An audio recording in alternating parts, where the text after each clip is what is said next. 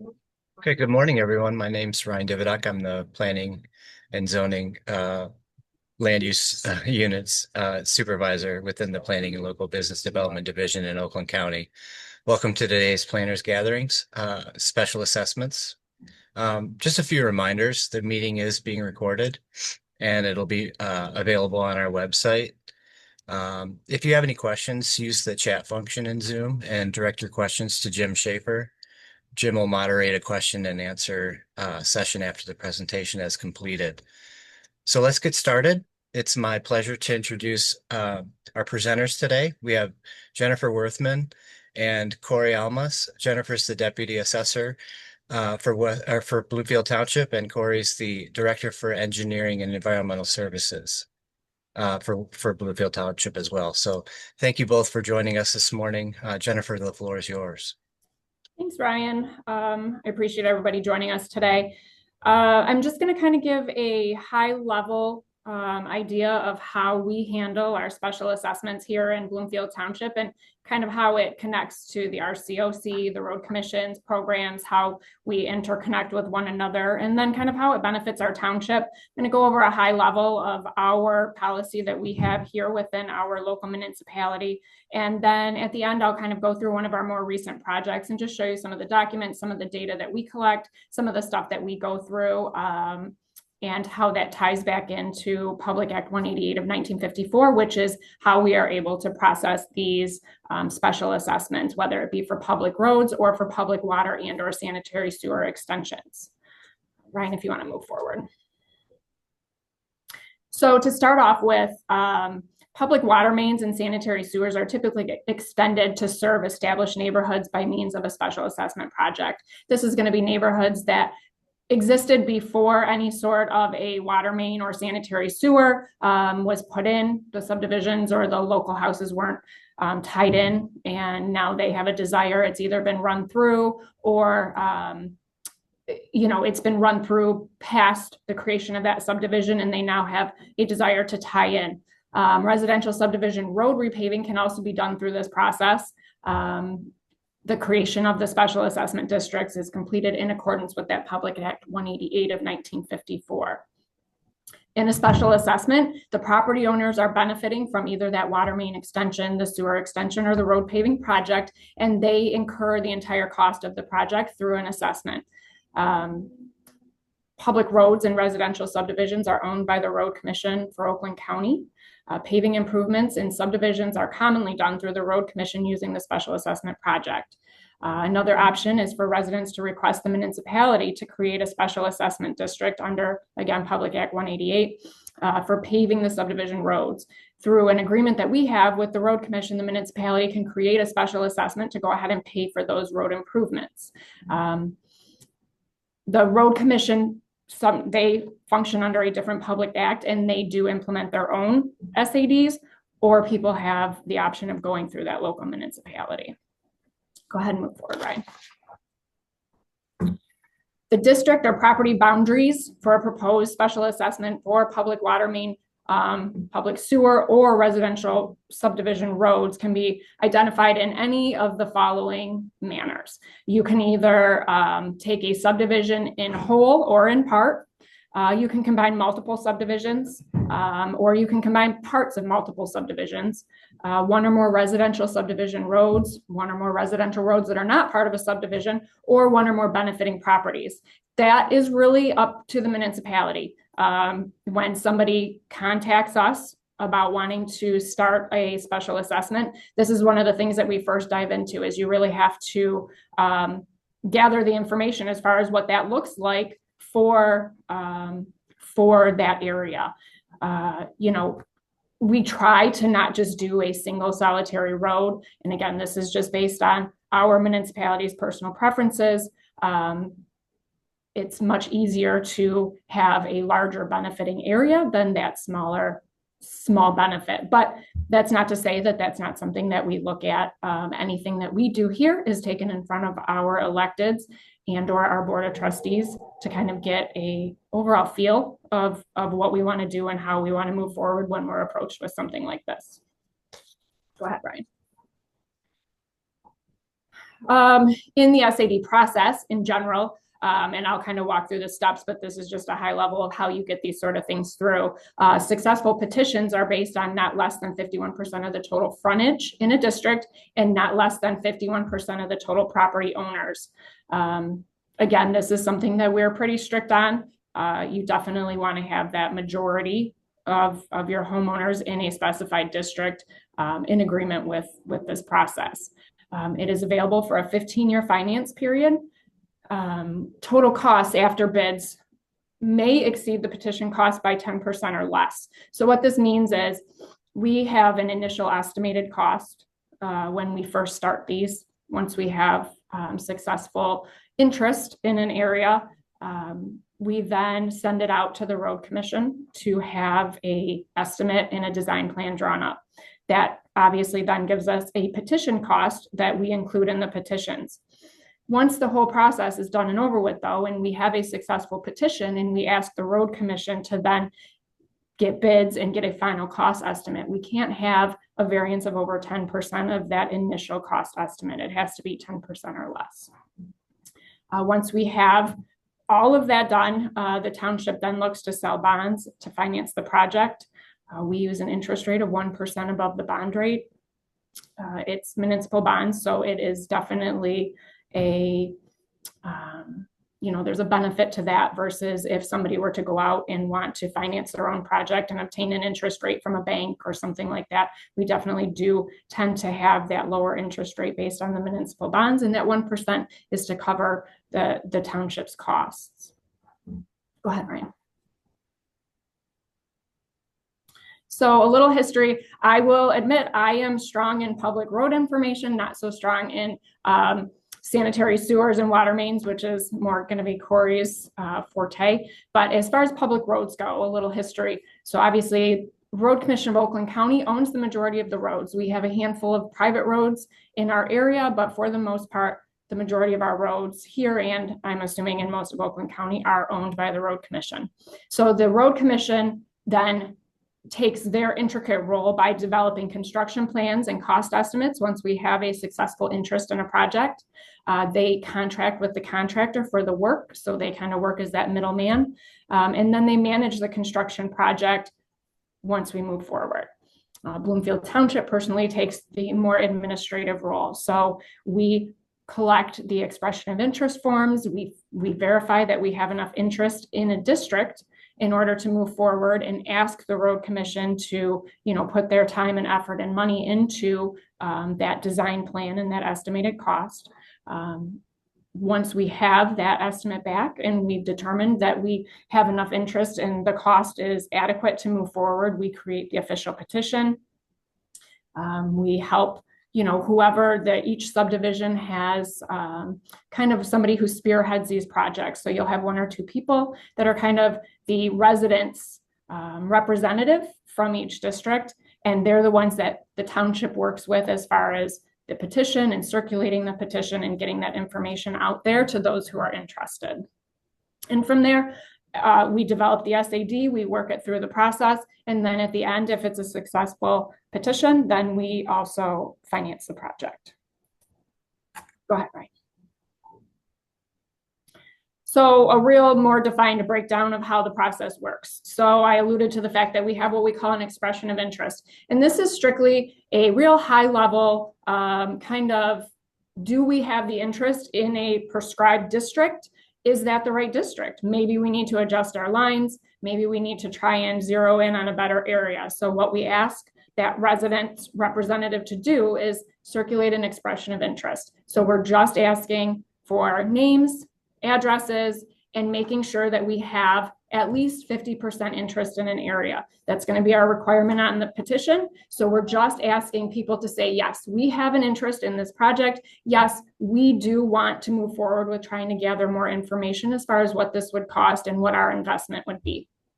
If we're able to obtain that expression of interest, the next step is I'm going to take it to my elected officials. And I'm going to say, this area would like to have further information on redoing their roads or their water main or their sanitary sewer. Are you okay with us moving on? So as far as your electeds are concerned, this is kind of a thing that they have to look and see how many projects do we have?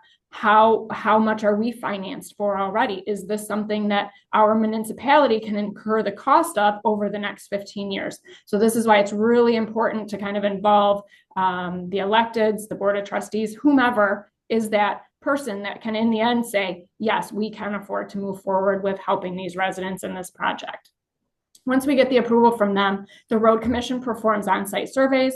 They develop that preliminary reconstruction plan and give us a cost estimate. This process takes about a year to a year and a half. So you really need to make sure you're setting that expectation for people that this is not going to be fast. You're not going to start this process today and have new roads in 120 days. Just getting that information from the road commission takes really about a year to a year and a half. We in the township are facilitating quite a few SADs, but there's a whole county of municipalities, along with what the work the road commission is doing as well. So it's not a super fast process. Once we get that information back from the road commission, we present it to the residents to see if they're interested in the cost. I can say with what we have going on, it is not a low cost right now. We have had several very large projects kick off. And just to kind of give you a high level idea of cost wise, what you're dealing with right now, we have seen projects in the past few years that range from $25,000 a unit of benefit all the way up to $54,000 to $57,000 a unit of benefit. So this is not just an off the cuff kind of thing that you're asking people to incur the cost of. It's a real deal for people. And you have to kind of consider the fact that most of the time we're dealing with a very slim margin. We have 54%. So that means you have 40% of your residents who potentially don't want this. So it's a very serious thing that you have to really make sure you're doing your checks and balances on. Anyway, once we have those preliminary costs, we go to the subdivision representatives and we say, do you want to create this petition? Is this something you want to move forward with?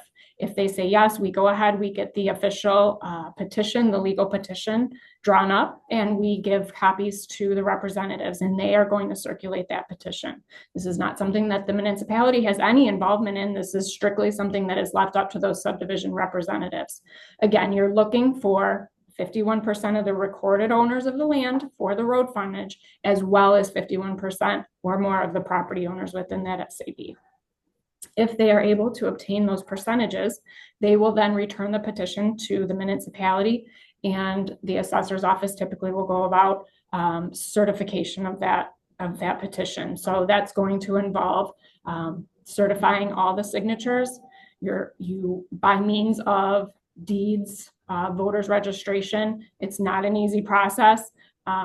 Just recently in some of our most recent projects, it's actually become a very contentious process. So again, it's not something that we take lightly. You are asking people to incur some large costs, and it's something that you have to make sure that you're really accurate on your records, accurate on your record keeping and your process.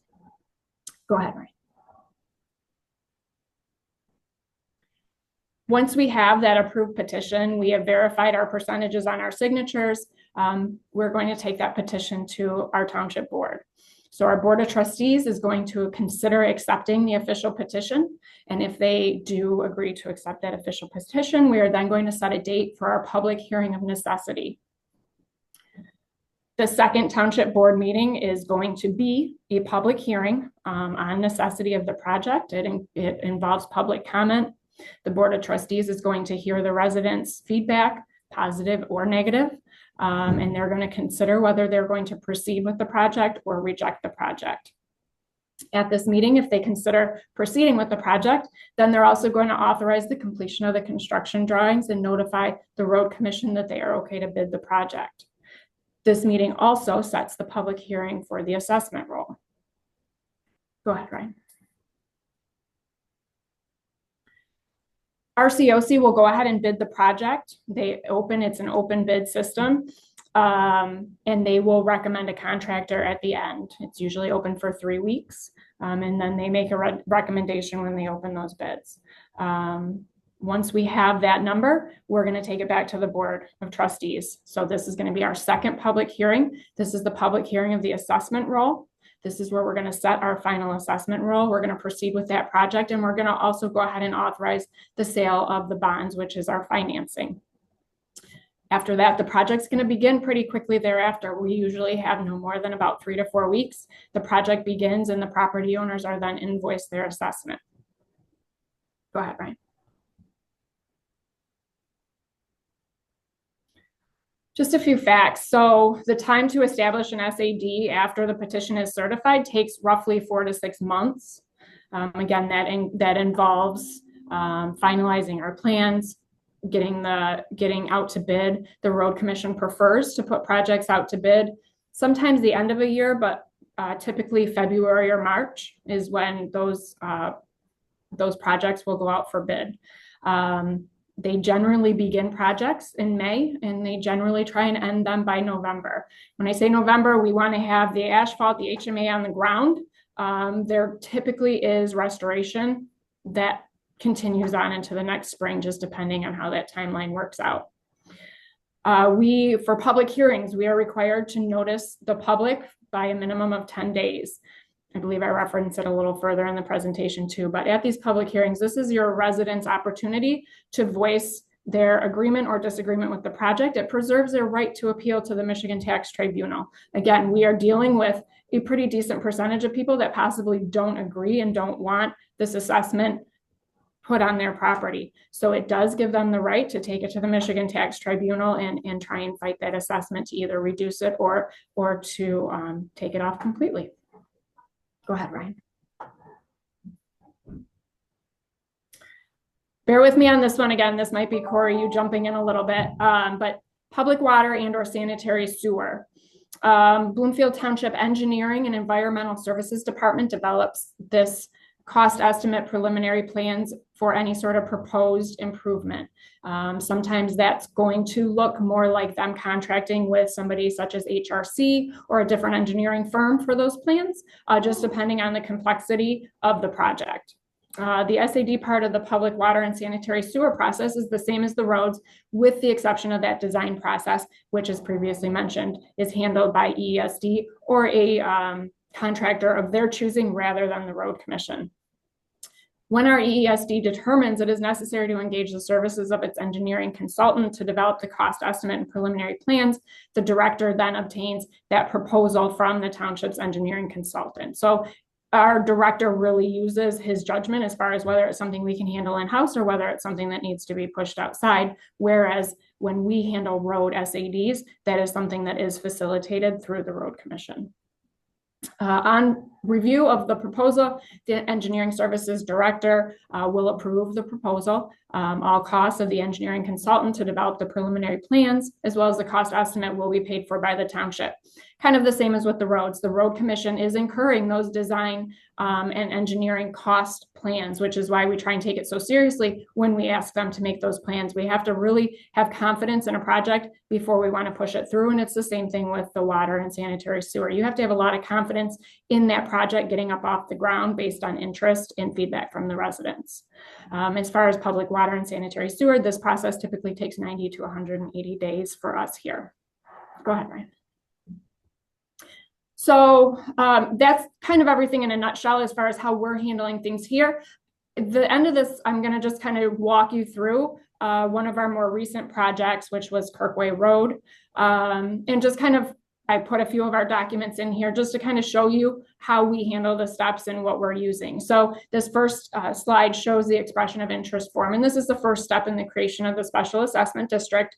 It proves that we have a sufficient number of residents with interest in moving forward with that design and pricing. Again, like I said, this is kind of an intricate process because we're looking at an investment from the road commission or from our engineering department, sometimes upwards of $150,000, $200,000. These design plans aren't cheap, so you really need to make sure that you have a vested interest in them. Go ahead, Ryan. Here's an example of a district that we have created. So Kirkway Road, as you can see, kind of forms a horseshoe shape off of Long Lake Road. So there are a few different little cul-de-sacs and other little streets that go in and out of the main district. So you'll see different color shadings in there. One of the things that goes into creating these districts is you have to decide if people are receiving a full unit of benefit, if they're receiving a half unit of benefit, or if they're exempt from the project period. So with this project, we had, as you'll see the green shading in there, we had several areas that received a half unit of benefit. This is because while their road frontage wasn't directly a result of road paving, meaning they have, you can see up kind of in the middle of the map, there's like a little offshoot cul-de-sac that goes down off of Kirkway. We didn't pave that entire roadway. So the road in front of their home wasn't being repaved, but they benefit from the road repaving of the main project based on the fact that that's the only way they can access their home is through the repaved roads. So they would receive what we consider a half unit of benefit, or 50% of that assigned amount. You run into some that receive a 0 unit of benefit. So they may perhaps fall into the district, but they don't ever have to touch those repaved roads to access their property. So they may or may not, upon investigation, they may or may not receive a unit of benefit, period.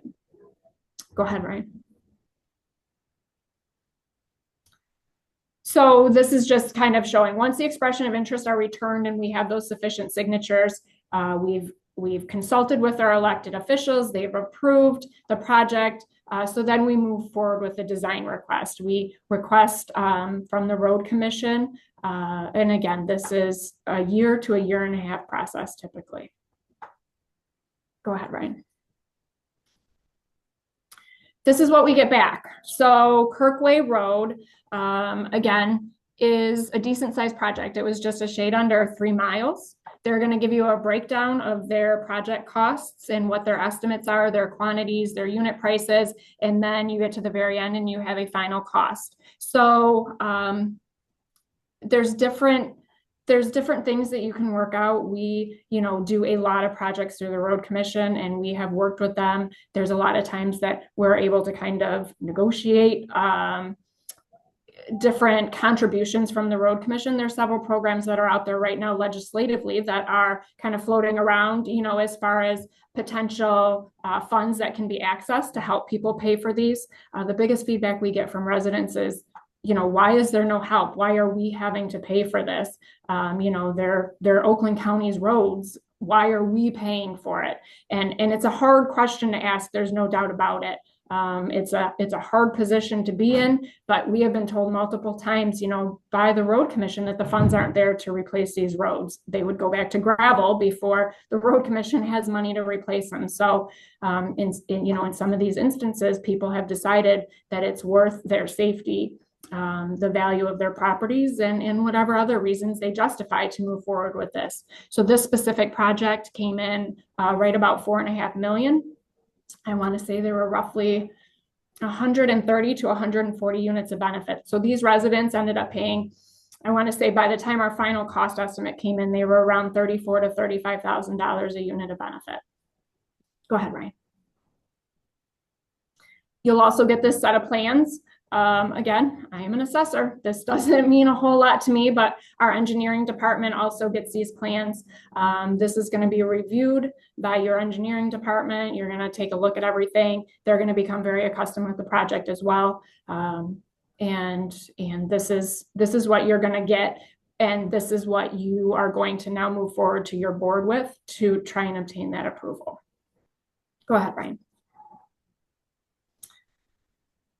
Before we can develop the official petition, you have to know what you're dealing with as far as your road frontage and your units of benefit, because this is how you're going to gauge whether you have an adequate amount of support. So with this, we're looking at every parcel number that is in a defined district. You are having to calculate those road frontages. We typically have to calculate road frontage and then we have somebody else calculate road frontage. You need to do it once, twice, 3 times, because you're potentially, you're open for being brought into the tribunal or having somebody else scrutinize your numbers. So it's really important to be able to zero in on this information. You're cross-checking your frontages against your legal descriptions and everything like that. This is typically something that is looked at by 2, possibly 3 people before you come to a final number, because again, you're looking at those road frontages. You have to get past that 51% of your total frontages, as well as your homeowner count or your units of benefit. Go ahead, Ryan. Once we come up with all of this information, this is when we can create the final petition. We now have the proper district information to include in the petition. You have your estimate broken down by units of benefit as well as frontages. So you're going to go ahead and develop this petition. You're also including a circulator affidavit. This is something that each circulator needs to sign and have notarized, because you're asking for people to sign a legal petition. So you're also asking your circulators to verify that they are the people that are witnessing these signatures. This is not a process that the municipality has anything to do with. Go ahead, Ryan. Also, when you release the petitions, you have the legal obligation of notifying the public that you are releasing these petitions. You have 10 days from the release of petition to notify every resident in your district that this has been released. It is there for their review. It shows who's included in the district, and then it's also going to name the resident representatives that they can contact for more information. You're also on there giving kind of a timeline of how we expect, if this petition goes through and if everything is approved, what we expect the final timeline to look at from the acceptance to the implementation. Go ahead, Ryan. This is kind of another tentative schedule that was put together back for this project. As you can see, the project kind of started back in September of 2022, and then it progressed along, and we started construction. I believe this one pushed out a little further. I think we started construction in June or the beginning of July of 2023. So it's not a super fast process. Some of these trickle on for longer than that. We're dealing with one of our large subdivisions, Bloomfield Village, which has been trying for years and years and years. So this is something that can draw on. And of course, the longer it draws on, you have the variance of cost and things such as that can also be affected. Go ahead, Ryan.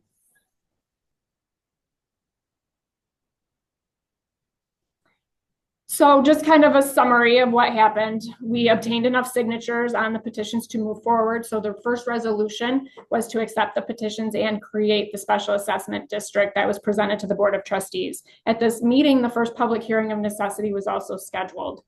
From there, we hold our first public hearing of necessity. Ours typically tend to be about a month after. This gives the homeowners the opportunity to speak in support or against the project to the Board of Trustees, and it reserves their right to appeal to the Michigan Tax Tribunal. This project was clearly approved by the board. So this meeting also authorizes the finalization of the design plans and to place the project out for bid. Last, at this meeting, we also schedule our third meeting, which is the second public hearing of the assessment rule. The third and final meeting is the second scheduled public hearing, which again gives residents their last chance to speak in support or against of the project, and it also reserves their right to appeal once again to the Michigan Tax Tribunal. This also gives our Board of Trustees the final value and requests approval to sell bonds to fund this SAD project. Go ahead, Ryan. Once the Board of Trustees has approved the assessment roll and approved the bond sale, the Road Commission kind of takes over. They're contacted and advised that they can begin construction. From here, I kind of take a back seat to a certain extent. Construction of the roads typically will begin in the spring. May or June is ideal, and they continue through, like I said, that November, December timeline for the actual asphalt on the ground. Again, a lot of times we see that restoration work as far as sod and things like that could potentially trickle over into the following spring. Just as a note, it is super important that the municipalities stay involved throughout the entire process, even once the assessment is approved. Pre-construction meetings should be attended by a representative, either typically from engineering. I mean, that would be ideal, but even if somebody in assessing has to step up, it's really important to kind of keep an involvement throughout the whole entire project. Just so you know, you're going to constantly have residents still contacting you about the construction and everything else, and you need to have kind of a hands-on experience of what's going on. Go ahead, Ryan. I just threw in a couple other examples of assessments. We currently have a very large majority of assessments that are in some semblance of payment here in the township. I believe Our number is somewhere around 15 to 20 special assessments that are in some degree of completion. We have a few that are getting ready to final out with another couple of years left of payments, all the way up to brand new ones. This is Bloomfield Village, which is located kind of in our southeastern area of the municipality. This was an extremely large project, and this again is one that we have been working on for years and years and years. It's a very large scale project, Ryan. If you want to forward to the next, you can kind of see when we decided to take this on, since it is such a large project, the road commission divided it into 5 phases. So we have had 5 petition processes. So five circulations of petitions. We have had 5 of everything. So we kind of split it up. The pink and the blue sections were the first to go, and they ran concurrently. It was designed as such that construction vehicles weren't going to be running over roads that had just been paved. It was too large scale to get any contractor to do it all in one fell swoop. So this is how they broke it up. So our pink and blue were done last year. We are currently working on what they call gold and yellow. And then we have just released the petitions for that green phase. So each phase has roughly 200 units of benefit in each. Some are a little higher, some a little lower. And each project is roughly 2 to 3 miles in size as well. Go ahead, Ryan. This is another example of one of our other projects that we're currently underdoing. And you'll see this is a road SAD and a water main. When we have residents interested in replacing their water or replacing their roads, one of the things we do is follow up with our engineering department and say, hey, look, we have people that are interested in paying money and doing their own roads. Is the infrastructure underneath it secure and sound? So Werner Estates was one that when we were approached to redo their roads, we contacted engineering, and engineering said, well, actually, we have them on the list with water mains that need to be looked at. So Werner Estates actually has a successful petition. They've had a successful process, but their roads aren't going to be redone until 2026 because we are currently in the process of replacing water main through their entire subdivision so that we can be sure that when they are putting that investment into their roads, that we have made sure that our infrastructure underneath is sound. Go ahead, Brian. That's what I've got for you. All right. Thank you very much, Jennifer. Excellent presentation. A few questions. Well, point of clarification. So there is not township contribution or any kind of financial involvement in these. These are 100% SADs on the adjoining property owners. That is correct. We do, unlike many municipalities, we do have a road department. We have a very small budget to maintain the roads. We have an agreement with the road commission to maintain small scale repairs and things such as that. We are in charge of our snow removal and everything else. So the money that is put into our road budget really is just barely enough to keep our Department of Public Works able to maintain the roads. So we don't have that funding to really put into the replacement of these roads. So the SADs are definitely completely resident funded. That's not something that we are contributing to. Like I said, sometimes there is a contribution by the road commission. They have in the past reduced their admin fees and things such as that to try and help give back to those residents to make this a little more affordable though. Okay. Just a reminder to folks, if you have any questions, direct message them to me and we'll handle them. Next question is, how do you go about measuring actual road frontage, GIS, property line, et cetera? And that's exactly it. We are using GIS. It is, well, I say it needs to be accurate and it needs to be right. It is not an exact science either, which is why we typically have multiple people touching and doing those measurements. If there's something that we can't get by GIS or something like that, then it is in fact going out to the property and having to try and get those measurements. Obviously we don't have markers for lot lines and things such as that, but you are trying to get that number as accurate as possible. So we use our civic site program to try and back our way into those numbers. Okay. Is there on the roads, maybe this is to Corey, is there a difference in cost if it's township versus the road commission in terms of where it's initiated? So are you saying they want to know what the difference is between a township facilitated SAD versus the road commission facilitated SAD? Yeah, is there a cost difference?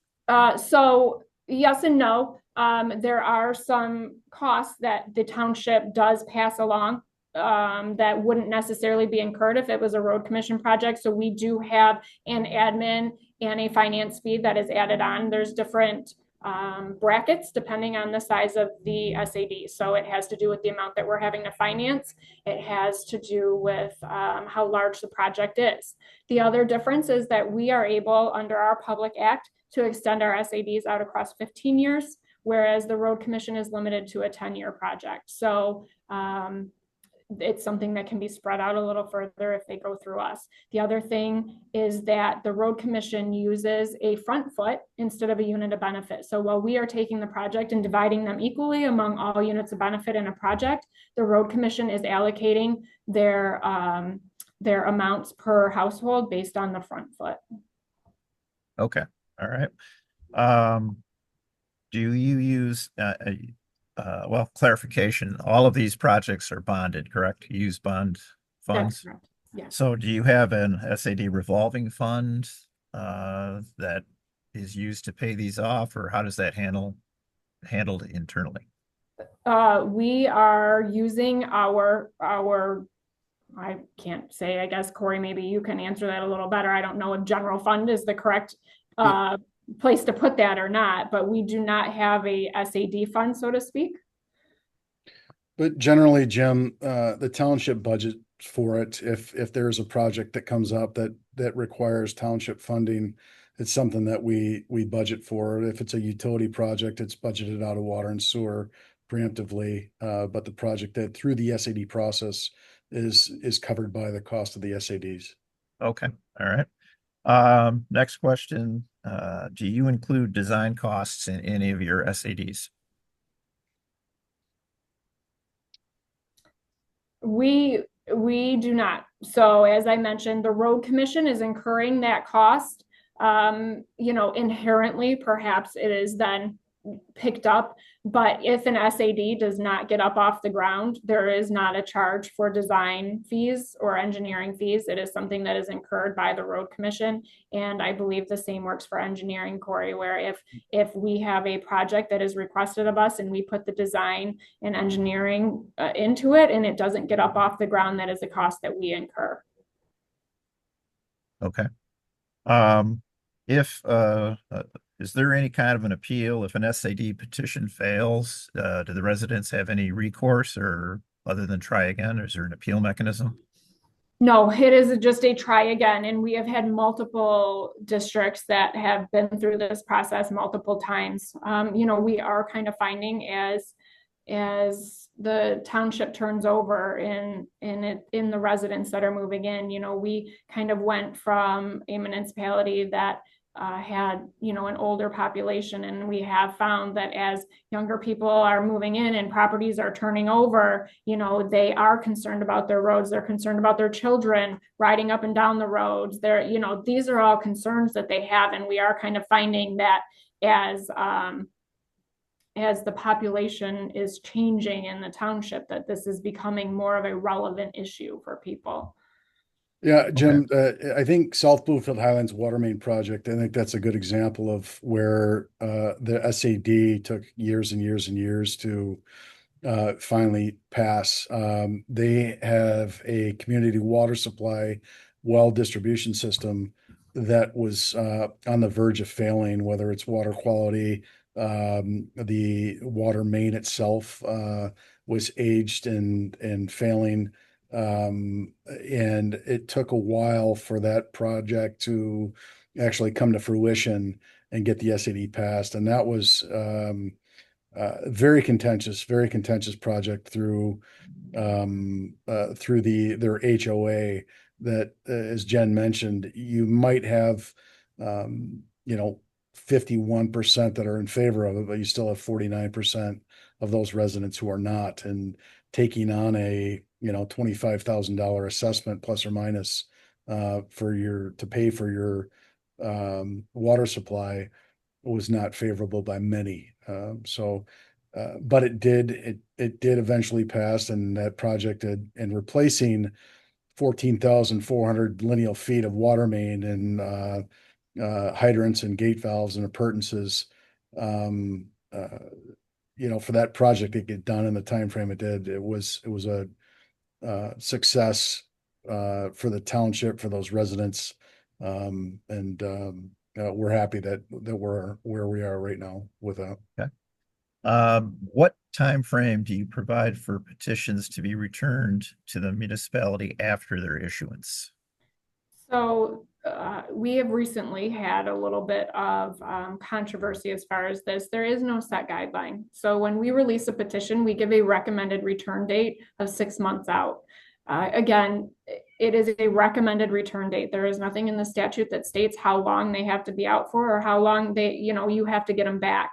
So we've had in the past one or two that have hit that 6 month mark, and we're Michigan, so we have snowbirds. We have people who, are out of town and can't get back and they want to sign. So, you do kind of have to use your judgment when you're doing this, but typically we set a 6 month timeline as a recommended return date. Okay. All right. Not seeing any other questions in the chat. So Ryan, you want to wrap it up? Yeah, so thank you both Jennifer and Corey for joining us, providing your insights and expertise. And I also want to thank all of you for attending today. Just a reminder, we do have another planners gathering coming up in September on the 25th, Oakland County's aging population. So again, thanks for joining today. Have a wonderful day, everyone.